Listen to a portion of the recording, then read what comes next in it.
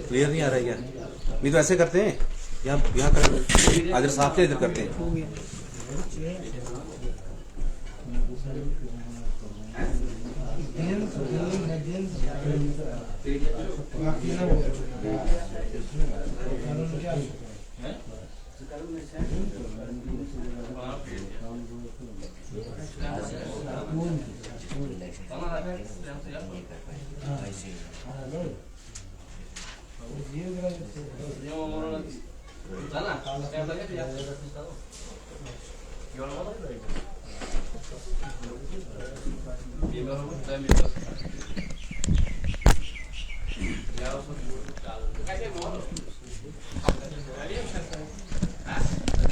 देखना आ रहा है, फ्रेम में आ रहा है।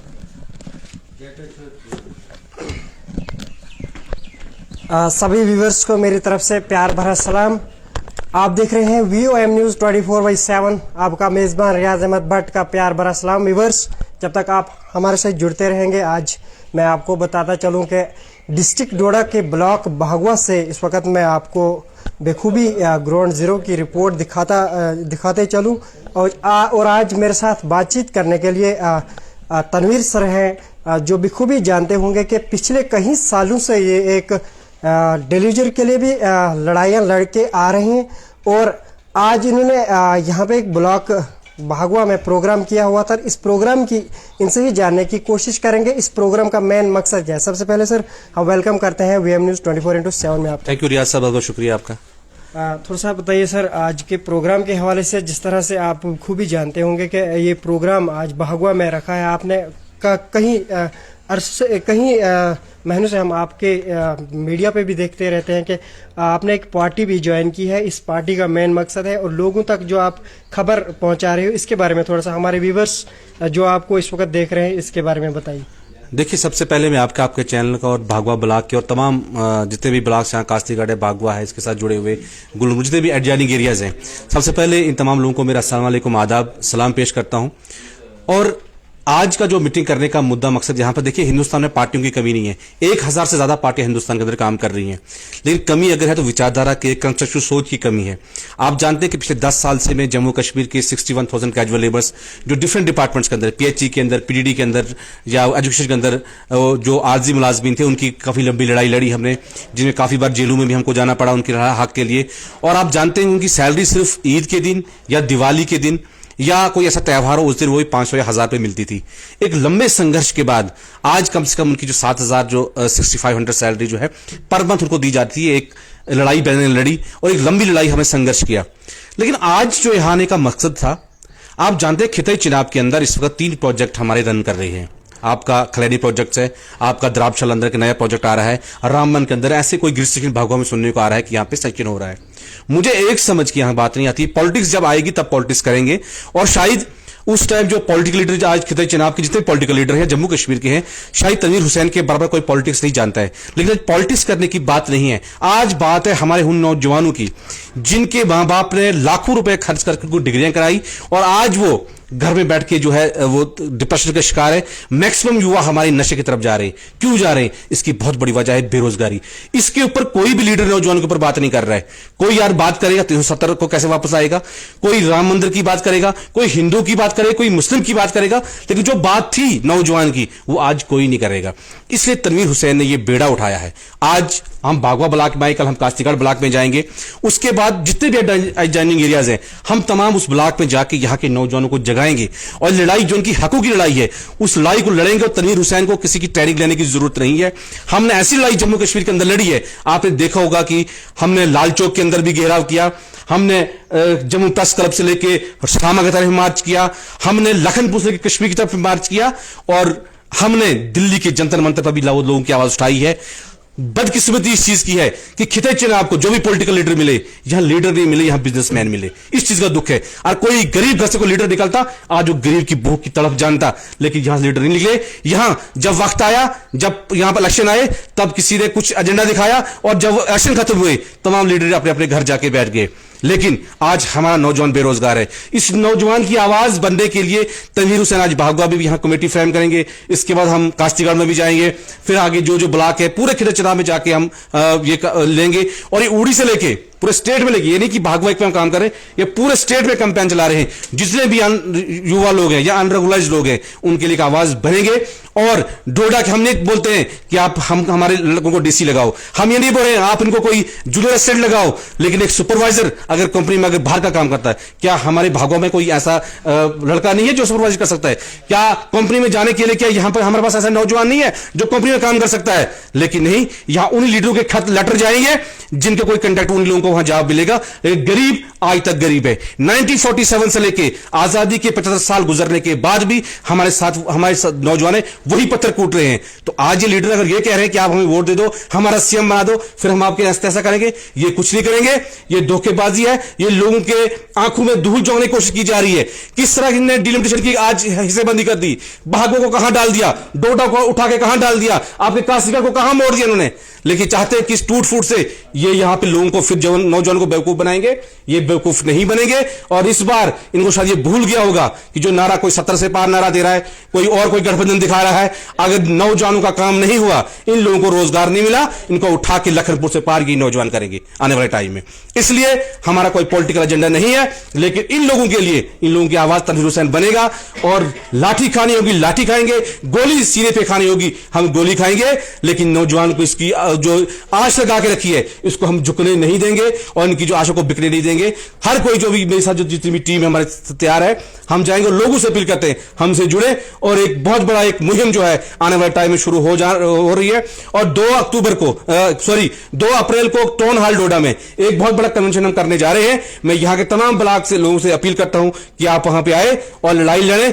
और नौजवान, इनको रोजगार मिल गया, इनको बच गया, अगर रोजगार बचेंगे तो देश बचेगा, अगर देश बचेगा तो हमारा क्या कहते हैं स्टेट बचेगा। और ये जो आज बड़ी बड़ी दावे करते हैं स्टूडियो में बैठ के, दिल्ली में स्टूडियो में डिबेट करते हैं, जम्मू में डिबेट करते हैं, लेकिन ग्राउंड की हकीकत कोई नहीं जान रहा है। ये देशभक्ति की बातें कर रहे हैं। अरे देश किससे बनता है? देश के लोगों से बनता है, देश नौजवानों से बनता है। आप नौजवान खत्म कर दे, आप किस देश की बात कर रहे हो? आपकी देशभक्ति, हमसे ऊपर देशभक्त कोई नहीं है। हमने भूखे रह के अपने बच्चों को हम पालते हैं, भूखे रह के हम अपने परिवार का पालन पोषण करते हैं, हमसे ऊपर देशभक्त कोई नहीं है। लेकिन अब इनको देशभक्ति भी दिखा देंगे कि देशभक्ति की डेफिनेशन क्या है। इसलिए मेरी अपील है तमाम जम्मू कश्मीर और तमाम खिदर चनाब और बिलखसूस भागवा काशीगढ़ इस एरिया के लोग नौजवानों से, वो 2 अप्रैल को टाउन हॉल डोडा में आके एक मुजम्मल लड़ाई लड़ने का फैसला करेंगे।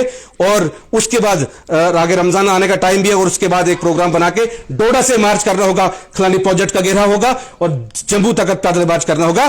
तनवीर हुसैन उसकी टीम नौजवान लेके मार्च करेगी। और जब तक हमारे नौजवानों के साथ इंसाफ नहीं होगा हम लड़ाई लड़ेंगे। तनवीर साहब, आपसे जानना चाहूंगा कि क्या आप देख ही सकते होंगे कि आने वाले जो पहले यहाँ पे हर किस्म की पार्टियां थी, चाहे एनसी थी, बीजेपी थी, कांग्रेस थी, क्या आने वाली आपकी जो पार्टी है क्या कुछ बदलाव दिखाएगी डिस्ट्रिक्ट डोडा और खिताई चनाब में? देखिए सजब, यहां पार्टी का मसला नहीं है। यहां एनसी हो, यहां बीजेपी हो या रिपब्लिकन पार्टी ऑफ इंडिया हो, पार्टियों को देखिए, यहां के लोग जो तंग आ चुके हैं पार्टियों से, मैं आपको सही बात बोलूंगा, पार्टी यहां कोई इशू नहीं है। यहां इशू इस वक्त है हमारे रोजगार का। इस वक्त जो भी रोजगार की बात करता है, जो भी आज मुझे बोले नौजवान की बात कौन कर रहा है? आप ही मीडिया में घूमते रहते हैं हर एरिया में, आप लीडर से आपके मेरे चैनल पर देखे काबिल लीडर्स की इंटरव्यू। आज ये बोल रहे जी हमने बहुत बड़ी डेवलपमेंट की। मुझे बोले कौन सी डेवलपमेंट की आपने? उन्हीं लोगों की डेवलपमेंट हुई है जो पहले, जिनको पहले कुछ उन्हीं लोगों को उठाया जा रहा है। गरीब को कोई नहीं पूछ रहा है, कोई यहां कोई पार्टी कोई डेवलपमेंट नहीं कर रही है। मैंने पहले कहा कि हिंदुस्तान में पार्टियों की कमी नहीं है, 1000 से ज्यादा पार्टी हिंदुस्तान के अंदर है, लेकिन कमी अगर है यहां एक सच्ची लीडरशिप की, एक ईमानदार लीडरशिप की कमी है। हम उस लीडर को, उन वर्कर को खोज रहे हैं और एक आम वर्कर को इस प्लेटफॉर्म पे लाके हम खड़ा करके, और ये लीडर जो बड़े बड़े दावे कर रहे हैं, आज 10 तो सीएम जम्मू कश्मीर के बने हुए हैं जो इस सीएम की कुर्सी के वो ले रहे हैं, लेकिन लोग किस हालात में है इनका कोई जान नहीं। आप बिजली के बिल देखिए आपके कितने किताब के लोगों के आ रहे हैं। आज देखिए कि कितने पावर प्रोजेक्ट आपके खिता चनाब में है। दिल्ली में बिजली फ्री है, यूपी में वादा कर रहे हैं फ्री का, और हम अंधेरे में, हमें 2 घंटे की लाइट सिर्फ, हमारे पास क्या कहते हैं, हमारे पास सारी खाली बिल आ रहे 15,000 20,000 कहां से गरीब लोग हम जो बिजली का बिल दे देंगे? ये कुछ मुद्दे हैं और इन मुद्दों को लेकर हम उतरेंगे नहीं। हम इंशाल्लाह या इस मुद्दे को हल करा के आएंगे या शहादत देके वापस आएंगे, या ओपन चैलेंज हम यहाँ के लीडरों, तमाम पॉलिटिकल लीडर को करते हैं। यहाँ कोई पॉलिटिक्स नहीं होगी, यहाँ लड़ाई होगी, जवानों की हित की लड़ाई होगी, इनकी रोजगार की लड़ाई होगी। जो पार्टी इस लड़ाई में खड़ा होना चाहती है हम उनको खुले दिल से वेलकम करते हैं।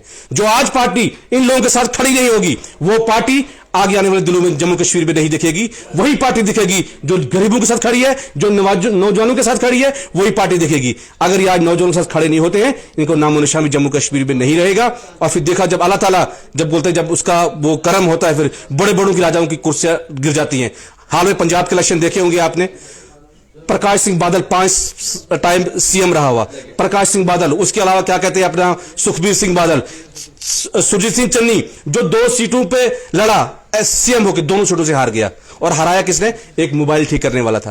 तो जब अल्लाह ताला जब इसको निजाम को बदलने में आता है, जब इज्जत किसको देनी होती है वो उसके हाथ है, उसे किसको इज्जत देनी, किसको जिल्लत देनी है, वो मेरा अल्लाह बेहतर जानता है। लेकिन हम क्या करें? देखिए, हमारी जो जिंदगी है ये खुली किताब है। पहले पन्ने पे पैदाइश लिखी है और आखिर पे वफात। और जब आपकी किताब वहां पे खोली जाए, उस वक्त इस किताब में आपको जब नया नामे अमाल हम कहेंगे और बाकी हमारे धर्म में जो साथी कहेंगे, जो कुंडली जो वहां पे खोली जाएगी, वो किताब खोली जाएगी, उस टाइम हमें रुस्वा नहीं होना चाहिएगा। उस टाइम हम सीना फैला के, क्योंकि कुरान इस्लाम में यह बात भी है कि अगर तुझे मेरी जवानी बख्शी है तो बता तूने जवानी को कहां सर्व किया है। तो उस वक्त हम खुल के जवाब देना चाहते हैं कि यार हमने जवानी जो है इन गरीब मुस्लिम लोगों की जो है इनकी आवाज बन के लगाई थी। तनवीर हुसैन को कोई पार्टी, कोई टिकट इसका मोहताज नहीं है। आज भी अगर आपको अगर देखना, और खुद जानते हैं मीडिया में, कोई भी पार्टी हमें टिकट दे सकती है, हमें पैसा दे सकती है, लेकिन वो पैसा बना है ना पार्टी बनी तनवीर हुसैन को जमीन को खरीद सके। हम आखिरी दम तक इनकी जम्मू कश्मीर के नौजवानों के लिए, बिलखुसूस खिते चिनाब और भागवा कास्तीगाड़ी ब्लॉक के नौजवानों के लिए हम लड़ेंगे और आखिरी गोली भी खानी हम खाएंगे और हम डिलीवर करके दिखाएंगे। जिस तरह हमने 61 का डिलीवर करके दिखाया, वैसे हम आम लोगों को डिलीवर करके दिखाएंगे। हम लड़ेंगे, हम संघर्ष से निकले हुए लोग हैं। हमें कोई यहां पैराशूट से नहीं लाया किसी ने कि मेरा दादा पॉलिटिक्स में था, मेरा बाप था, फिर मेरा भाई था। नहीं, हम संघर्ष से निकले हैं और संघर्ष का क्रांतिकारी लोग हैं। हम लड़ेंगे और इंशाल्लाह हम जीतेंगे और बहुत जल्दी यहाँ के आवाम को जो है वो इंसाफ मिलेगा। जानना चाहूंगा, चलिए मानिए हम जानते हैं कि आरपीआई, ये जो पार्टी है RPI, Republic Party of India, आपके इसके स्टेट प्रेसिडेंट है। जिस तरह से आप देख सकते होंगे कि कांग्रेस पार्टी और एनसी पीडीपी चाहे जो भी है, वो मुद्दे में अगर इलेक्शन के मुद्दे में अगर बात की जाए तो सबसे पहले वो दफा 370 का कह रहे हैं, हम 370 को वापस लाएंगे। क्या लगता है आपको कि ये जो रिपब्लिक पार्टी ऑफ इंडिया, इसको किस नजरिए से आप देखते हैं? देखिए सर, आप मैं क्वेश्चन पॉलिटिकल क्वेश्चन नहीं करना चाहता, लेकिन आपने किया तो उसका जवाब देना चाहता हूं मैं। नहीं, बिल्कुल पार्टियों, जिस तरह से पार्टी है ना, जिन 3 पार्टियों का बीच में जो बीजेपी पार्टी है, उन्होंने कहा कि 370 को कोई नहीं छेड़छाड़ कर सकता है, लेकिन 3 पार्टियों का इसमें भी आपकी एक जो रिपब्लिकन पार्टी ऑफ इंडिया है, इसके आप स्टेट प्रेसिडेंट, इसको किस नजरिए से आप देखेंगे? देखिए मेरी बात सुनिए, जो 370 था, मेरी एक है आपसे पहले जनरली में एक आम आपके जरिए बाकी जो व्यूअर्स है ना, उनको भी एक सवाल मेरा है और आपसे भी है। बिल्कुल, अगर 370 इतना ही कमजोर था, बात मेरी गौर से सुनना और तमाम लोग सुनना, अगर 370 इतना ही कमजोर था तो जो लोग 25-30 साल यहां सरकारों में रहे आज से पहले, इसको मजबूत क्यों नहीं किया? पहली एक बात। और मुझे पता है कि ये बिल्डिंग जो इसपे हम, जिस ढांचे पे हम खड़े हैं, मुझे लगता है कि इसकी जो भी नींव अगर इतनी कमजोर थी तो क्या मैं इसको 2-4 साल पहले देख रहा था कि यार ये बिल्डिंग कमजोर, इसको उसे खड़ा करना था, वो नहीं देखा। अगर ये कमजोर, क्या इसको जान के कमजोर किया गया था? क्या ये कोई कुछ लोग जम्मू कश्मीर के भी मिले थे इसमें सेंटर के साथ, इसको तोड़ने की क्या उनकी कुछ साजिश थी? इसको जानना पड़ेगा। दूसरी मुझे बात ये बोलिए कि जो पार्लियामेंट में चीज टूट जाए, क्या वो असेंबली में वापस आ सकती है? नहीं, वो पार्लियामेंट में ही जाके वापस आ सकती है। तो मैं अगर लोगों को बोलूंगा मुझे जिता के असेंबली भेजो, फिर आपको 370 वापस दिलाऊंगा, तो वोट लेके अपने कुर्सी पावर एंजॉय कर, नहीं। सच बोलो लोगों के सामने कि पार्लियामेंट तोड़ा है, पार्लियामेंट में ही वापस आ सकता है और पार्लियामेंट के लिए एक बहुत बड़ी ताकत चाहिए। यहां आके अब डीडीसी इलेक्शन में आपको झंडा दिखाऊं, मैं आपको बड़े बड़े राग सुनाऊं, तो मैं भी जोश में आके दूं, तो फिर आप वाला से नहीं। पार्लियामेंट में टूटा है, पार्लियामेंट वापस आएगा। और किन लोग तोड़े, कौन पॉलिटिकल पार्टियां शामिल रही हैं, और उस बहस में जाए, लगता है कि थोड़ा ये ज्यादा खिलाफ बन जाएगा, इसमें कहीं अलग से टाइम डिबेट करेंगे इसके ऊपर हम। लेकिन जो पीडीपी की बात कर रहे हैं आप, किसने दिया मौका 370 तोड़ने का जम्मू कश्मीर में? किसने जमीन दी इन लोगों को? इन्हें जमीन दी ना, बिल्कुल। बाहर से आके अटैक करा यहां लोग, किसने जमीन बख्शी? इन लोगों ने जमीन दी ना, तो आज इन्हें हमारे ऊपर 370 तोड़ा, या हमारी जमीनें जो हुई है, इन लोगों ने उनको मौका दिया ना। क्यों मौका दिया? एक सवाल उनसे भी बनता है आज।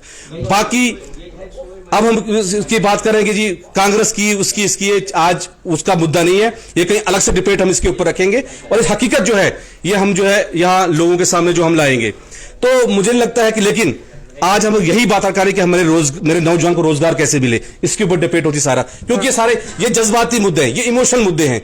ये जो कार्ड ये खेल रहे हैं वो खेल रहे हैं, कोई ये कह रहा है जी ये वहां पे है सुप्रीम कोर्ट में है जी, ये क्या 10 साल सुप्रीम कोर्ट में रहेगा? सुप्रीम कोर्ट में क्यों नहीं लोग उसको पीछे जो कहते हैं सुप्रीम कोर्ट में इसके क्यों नहीं जाते हैं? ये लोगों को बेवकूफ बनाने की कोशिश की जा रही है। तो इसलिए वो बात करो जो लोगों को डेवलपमेंट है, जो लोगों को रोजगार नहीं है, लोगों को रोजगार कैसे मिले इसके ऊपर बात करें। और मैं आपके चैनल के जरिए तमाम पॉलिटिकल लीडर को ये अपील करता हूं कि आप जुड़े, अगर उन्हें जुड़ सकते हैं उनको डिबेट में हमारे साथ बिठाइए, हम उनके साथ बैठ कर डिबेट करेंगे इसके ऊपर। बहुत बहुत शुक्रिया सर हमारे से बात। थैंक यू, बहुत बहुत शुक्रिया आपका, अपना टाइम दिया हमें। ये थे Tanveer Ahmed ji, state president Republic Party of India के।